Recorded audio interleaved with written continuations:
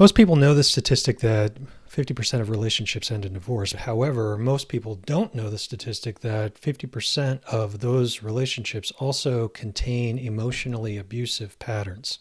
The question is, how do we get to that point in our relationships where one person is ready to bail out? The answer is in everyday interactions that we have with our partner when these interactions are not repaired to the fullest extent that they could be. Trust is the bond that holds safety and security together in your relationship, and it is built in the smallest of moments. Well, guess what? It is also those smallest of moments where we are breaking down that bond from our reactive patterns that get us completely stuck in our relationships and give the message that you can't depend on me. I'm not going to be here for you. So when we have these messages over and over and over again, our partner begins to shut down. They grow cold. There's no intimacy. They grow distant and disconnected. This sets the relationship up for physical or emotional affairs, betrayal, separation, and divorce. So what are these small moments and how do we break these patterns? Before we start, be sure to subscribe, hit the bell, make sure you comment below if you are seeing yourself in any of these patterns that I'm identifying, because I'd love to hear from you. To understand these patterns, you have to increase your awareness of yourself. That means your beliefs. That means your own reactions. That means your judgment, your tone of voice, and your control issues, because that is the crux of a lot of this. Because these patterns are largely unconscious and automatic, there's a lot of times where you're not even aware that you're doing this. Or even if they're pointed out to you, you're defensive to it. Each of these reactive patterns is part of a dysfunctional communication process that you are giving to your partner. What does that mean? Reactivity causes implied communication. This is when you are sending a message to your partner that is implied. You are not overtly saying it, but it's implied based on your reaction to your partner. So your partner is watching your reaction to them and deciding what it means about you or about them or about the relationship. Implied communication is one of the main ways that we build dysfunctional beliefs about ourselves and other people. So I'm going to go through several of these. Now, listen, this is not an exhaustive list and by any means whatsoever, but it's in a list nonetheless because these are some of the main things that I keep seeing in these reactive patterns that create such dysfunction in a relationship and break it down over time. So the first one is blame. You are the perpetual victim. You take little or no responsibility for yourself or how you treat other people. So if you're angry or annoyed or irritated, or if your needs aren't being met, or if something isn't the way that you want it to go, it's someone else's fault. This forces other people into a position of fear.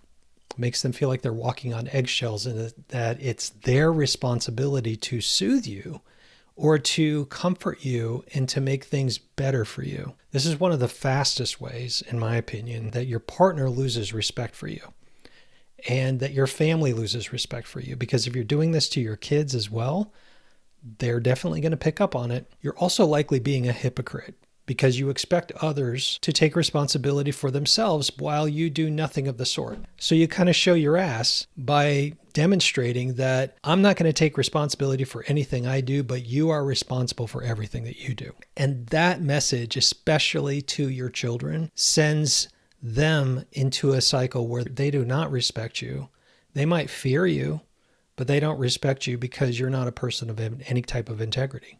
The next one. This is a you versus me mentality. This is more of a transactional relationship. This is an immature, childish game of king of the hill that has dire consequences for the relationship. We don't work together as a team. You're holding me to expectations and I'm holding you to my expectations, but we're trying to, play this weird game of who's on top. This makes you feel like you have to win arguments. You have to prove yourself right. And as a result of doing that, you end up dominating your partner. So let me ask you, how does this feel when it's being done to you? Having someone dominate you or attacking your ideas or making you feel small or stupid, how does that feel? Remember how that feels. If you had that happen in your childhood, how does that feel?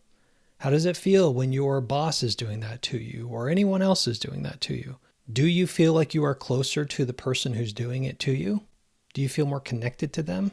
I didn't think so. The next one is invalidation, indifference, being condescending, and all of the variety of ways that we do this. So she's talking to you about something that's important to her. You give her an eye roll. You stare at your phone. You try to fix her emotions by telling her that what she's feeling is kind of silly or stupid, or giving her the impression that she's overreacting. Or you may actually say things like, why do you even care about this? Why would you worry about that? And you do this with a tone. That tone and those questions and that interaction style is suggesting how stupid it all is to you. And what kind of message do you think that this is giving to your partner? I'm not here for you. I don't care. I think you're ridiculous. Your feelings and your opinions are annoying to me. And the things that you care about, I think, are stupid. Then you wonder why she's shut down. Then you wonder why she doesn't want to talk to you anymore, why she seems distant, or why she doesn't want to have sex with you or be intimate with you. The next one, sarcasm, making fun, pointing out flaws, nitpicking, and criticism. I'm just joking. Why can't you take a joke? You're too sensitive. You're too serious. Newsflash.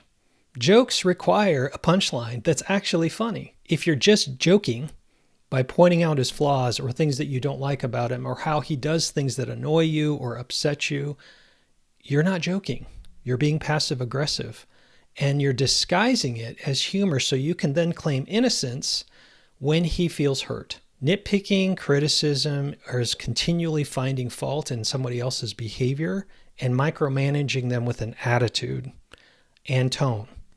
Being critical of his behavior and how he does things and correcting him like he's a child, like you're his parent. This is sending the message that he can't do anything right, that I don't approve of you. You're a disappointment. You annoy me. The last one on my list is avoiding, shutting down, and disconnecting. You're uncomfortable with your own feelings, and you reason that not talking or sharing or opening up is how you keep yourself safe. It's safer to do that than to actually open up and talk about how you feel and what you're thinking about, because you're afraid of the conflict. You don't want the conflict. You don't want the disconnect. So you spend more time with your friends or maybe by yourself.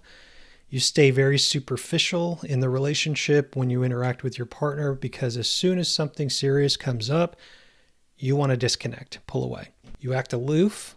You have nothing to say. You stare off into space. You walk away. And you tell her that you don't have time for this when she brings up actual legitimate concerns. When she's asking for your participation in improving the relationship, you agree that that needs to happen. You agree to go to therapy. You agree to go read the books. But you don't actually participate. You don't read the books. She's asking you, have you read this? You haven't read it. You're avoiding it. You don't do the assignments that the therapist gives to you. You don't bring it up and actually say, hey, we need to work on this. You wait for her to bring it up to you, and then you participate by dialing it in. You also hypocritically expect your partner to be open to sex, intimacy, and desire, but it is completely unreasonable and it's completely unrealistic. The message that you're sending to your partner when you're in this type of pattern is that I'm more interested in keeping myself safe than being your partner and working out our differences. I'm also sending the message that I don't care about your needs or your wants in the relationship. I'm just trying to go through the motions. So does any of this sound familiar? Comment below. I want to hear what you have to say about this. So these are just a few of many of the patterns that I've seen couples go through or individuals go through in their relationships.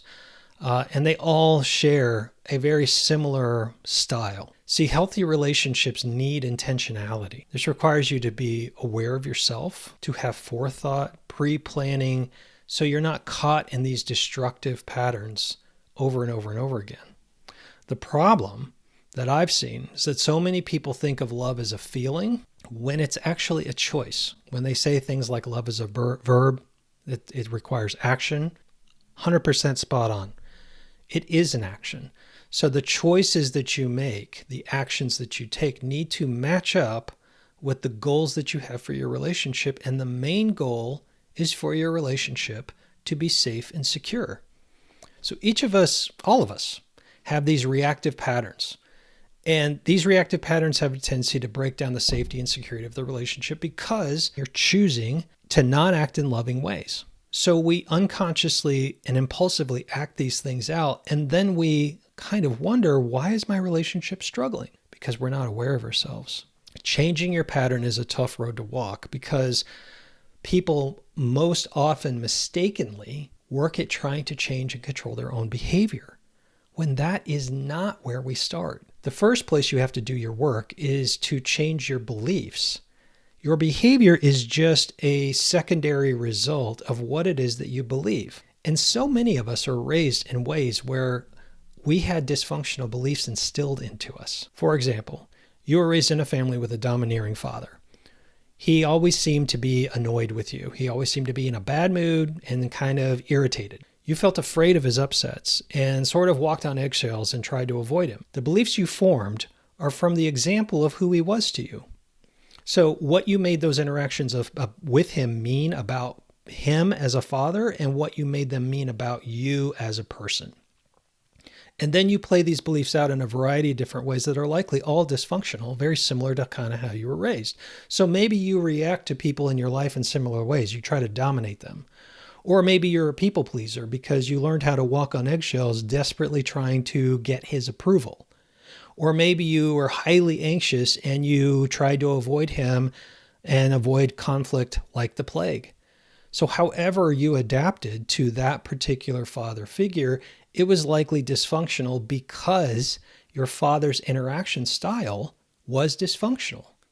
This is how it all plays out unconsciously, which is why I say to you that the work that you have to do is at the source of the issue, the belief system. So once you change your beliefs, your behavior naturally starts to change because your healthy beliefs are giving you instructions on how to act, what you want, and how to have more intention and self-discipline in your relationships. You've become the healthy adult. You're no longer held hostage to your childhood dysfunction that is making you act in these immature, relationship-breaking ways. And doesn't that sound nice? If you're watching this and relating to it, let's get you on track. Schedule a discovery call with me. The links are in my bio, and they're also in the video description below. My program teaches you how to break these dysfunctional patterns and teaches you how to become the healthy adult that you really want to be. Don't wait until it's too late, please. There's a breaking point in every single relationship where one partner just simply can't take it anymore. They've had enough of your behavior. So if you see yourself in some of the examples that I gave, please reach out to me. Please do so before your partner bails out. Schedule a discovery call and let's go over what you're seeing yourself doing that is wrecking your relationship, and I'll determine if you're right for my program. Let's turn this around so you can become the person that you really want to be. You can watch this video next and you can see how I was unconsciously wrecking my own relationship and how I discovered how to break my own patterns. As always, thank you so much for watching.